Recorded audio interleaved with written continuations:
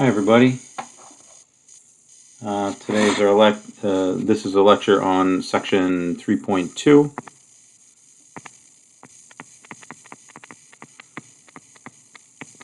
Trigonometric integrals.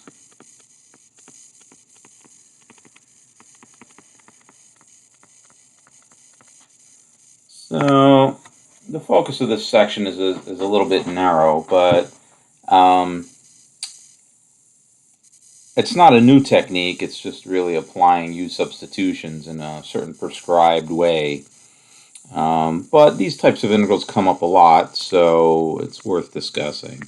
So consider antiderivative cosine to the mx sine to the nx dx. So we're going to consider two different cases.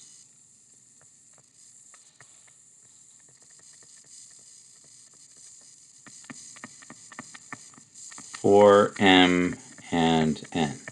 And they are, one is odd, and both, or both are even. Alright, so the first case, one of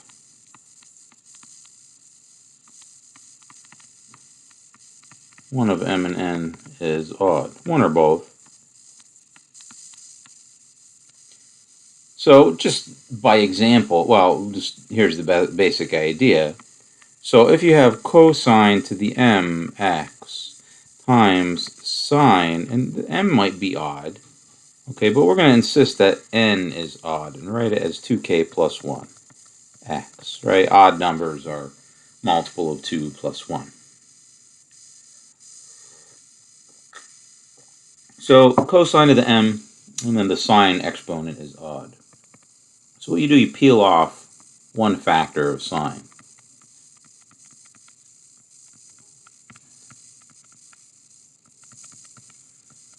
Sine x dx, right? And then sine to the 2k is sine squared, that whole thing to the k. Right, remember,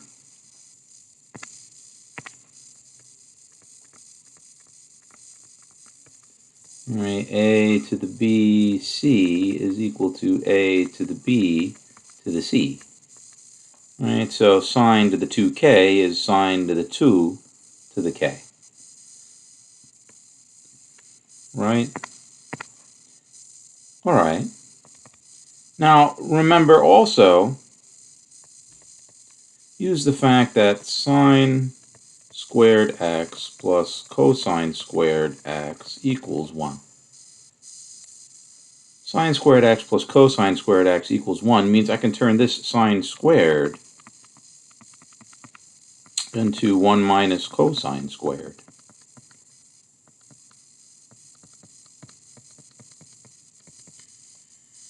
Right?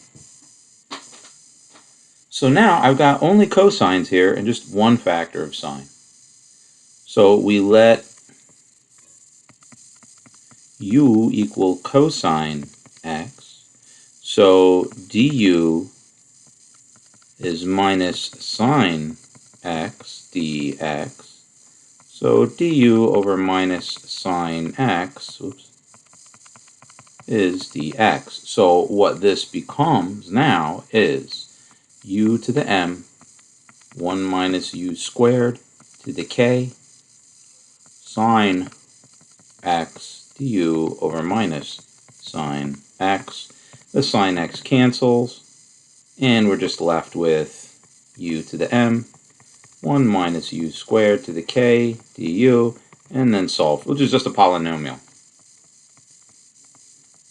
Right, this is just a polynomial. So, for example,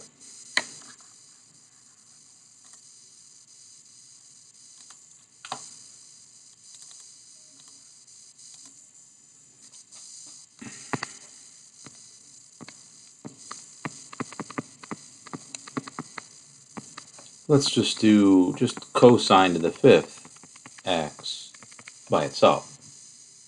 Okay?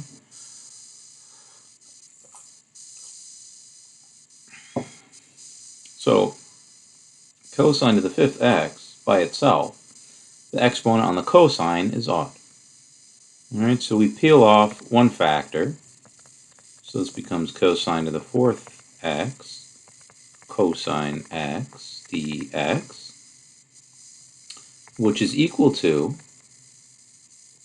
cosine squared x, the whole thing squared, cosine x dx, which is equal to, cosine squared is 1 minus sine squared, cosine x dx. And now let u equal sine x. So du is cosine x dx. So here's the du right there. So this becomes 1 minus u squared du. Right? And that's just a polynomial. So you would solve in whatever way you know how to do the polynomials. Maybe multiply it out like that. So this is 1/5 u to the fifth minus 2/3 u to the third plus u plus c, which is 1/5 cosine to the fifth minus 2/3 cosine to the third plus cosine plus c. Whoop, u is sine. 1/5 sine to the fifth minus 2/3 sine to the third plus sine x plus c. And there's your final answer. Okay? What about the second case? M and n are both even. So when m and n are both even, you can't do this trick by just peeling off one factor of sine or one factor of cosine from the one that has the odd exponent. Here they both have even exponents, so you can't get away with that. So in this case, what you do is the following. So here you use the fact that cosine squared x is 1/2 1 plus cosine 2x, and sine squared x is 1/2 1 minus cosine 2x. Okay, use these formulas to eliminate exponents. And you can do that because the exponents on sine and cosine are even. So you can repeatedly use it to whittle the exponents down by 2 each time until you eventually get just cosine to the first power, sine to the first power. So for example, antiderivative of cosine squared x, sine squared x. So sine and cosine both have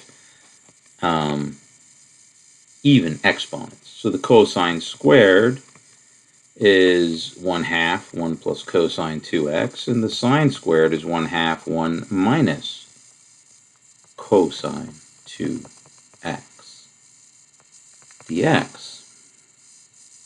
Bring the 1/2s out front, so I got 1/4, and then it's 1 plus a, 1 minus a, so it's 1 minus a squared. So back to an even exponent for cosine. Again, apply the formula. Cosine squared 2x is equal to 1/2 1 plus cosine 4x. You double it.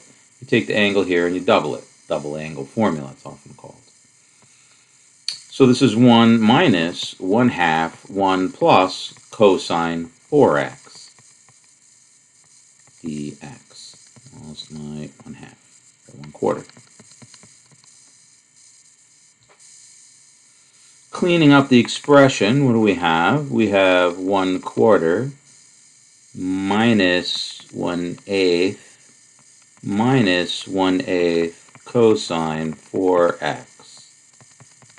So this is 1/8 minus 1/8 cosine 4x.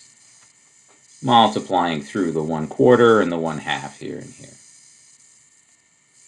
So antiderivative of 1/8 is 1/8 x. Antiderivative of cosine to the fourth, or sorry, not sine cosine to the fourth, cosine 4x is 1/4 times 1/4 sine 4x plus c. So it's 1/8 minus 1/32 sine 4x plus c. And that's basically how these go. Although there's slightly different variations on it, it's multiple applications of these double angled formulas when the exponents of sine and cosine are both even. Okay? So that is integrals that are of the form sine to the m cosine to the n. So now let's consider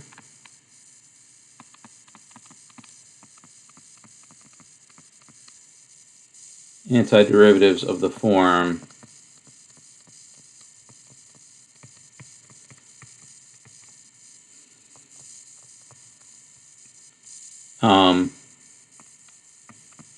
secant to the m tangent to the n.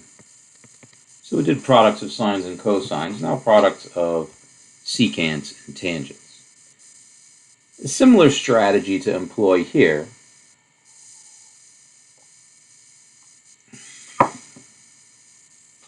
So here we use the facts that, right, the derivative with respect to x of secant x is secant x tangent x, and the derivative with respect to x of tangent x is secant squared x.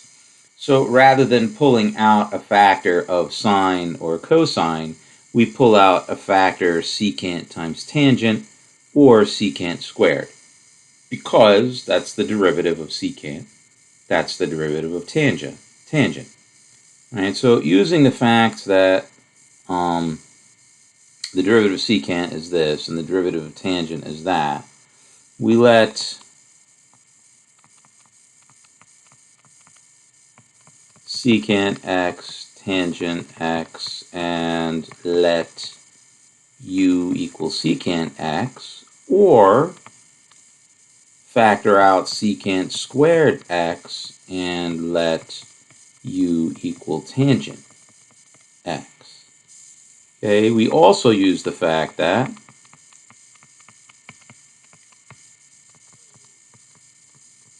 one plus tangent squared x is secant squared x. So we try to convert all of the secants into tangents, or all of the secant squares into tangent squares, or all the tangent squares into secant squares. So you pull off the factor secant tangent or the factor secant squared, and you hope that you're left with even exponents that you can convert into the other trig function. There's a lot of different cases here, but we're not going to cover all of them. Just going to cover a few of them because, I mean, it's really getting deep into something that's not necessary to do, and I don't want to go down this road that far. All right, so for example, we have secant to the third, tangent to the third. Now, if I factor out secant x times tangent x,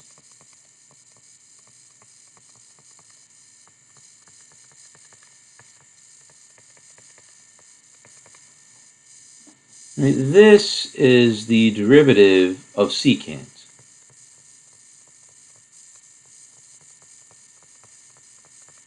Right? And this exponent, this exponent is even. So I can change the tangents to secants. I can change tangent squared to secant squared, and then let u equal secant, because that's the derivative of secant hanging out right there.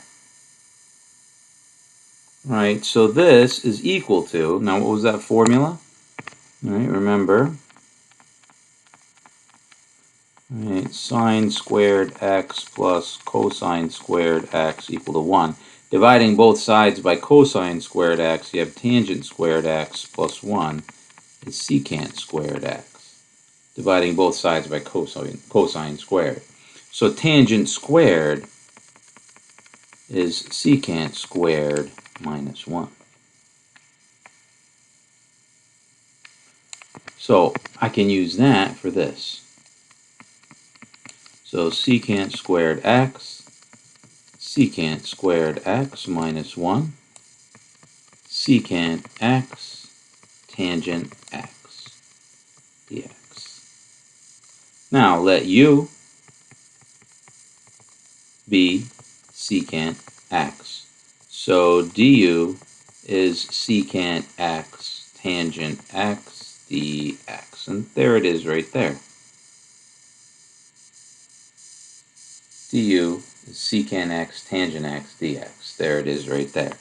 So this becomes u squared minus 1 du. And now just solve in terms of u. So this is antiderivative u to the fourth minus u squared, which is equal to 1/5 u to the fifth minus 1/3 u to the third, which is equal to 1/5 secant to the fifth minus 1/3 secant to the third plus c. Okay?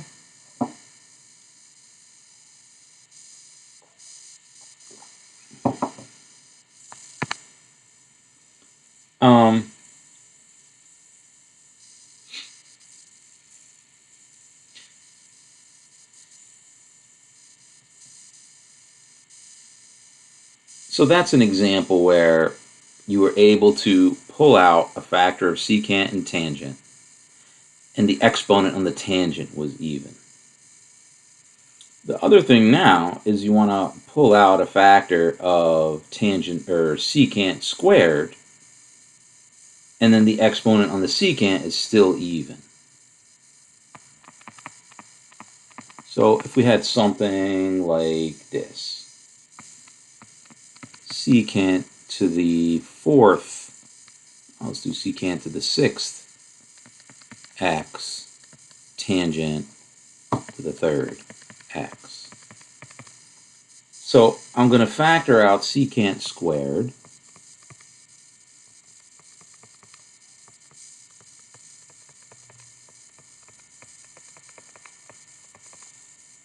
This is the derivative of tangent x.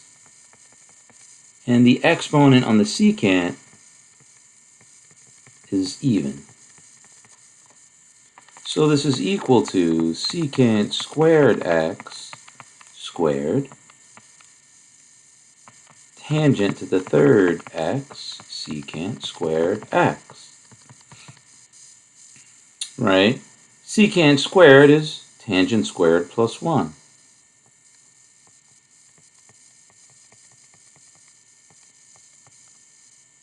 Right? And then this is tangent to the third secant squared x dx. Now we let u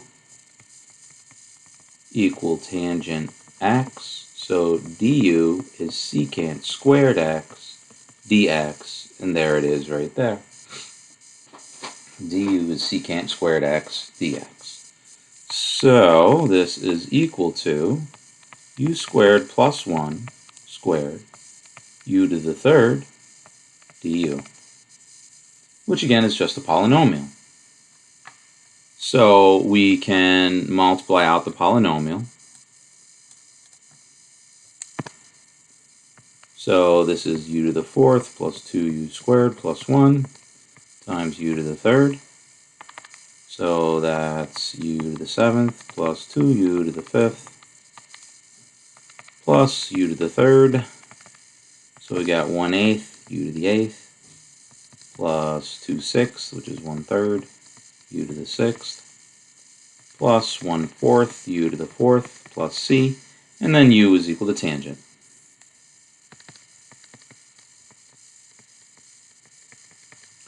Plus 1/3 tangent to the sixth plus 1/4 tangent to the fourth plus c.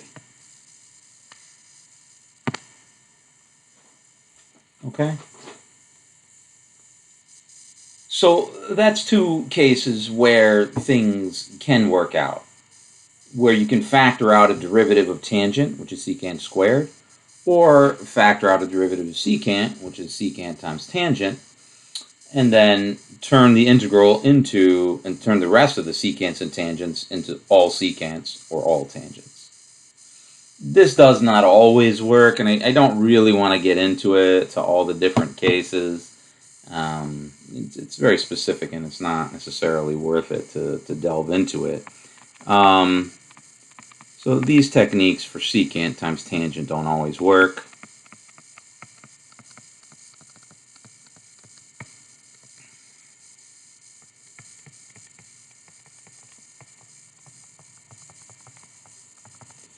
Don't always work. So, for example, secant to the third, tangent squared. So exponent of secant is odd, exponent of tangent is even, and then, you know, this is equal to, if you try to factor out secant times tangent,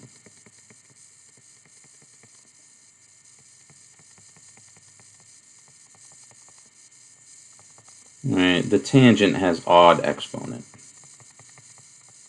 which doesn't allow that technique that we were talking about to be used. Or if you factored out secant squared,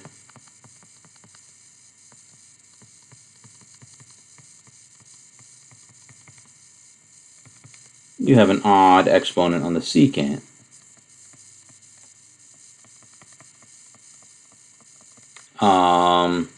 And the technique won't work there either.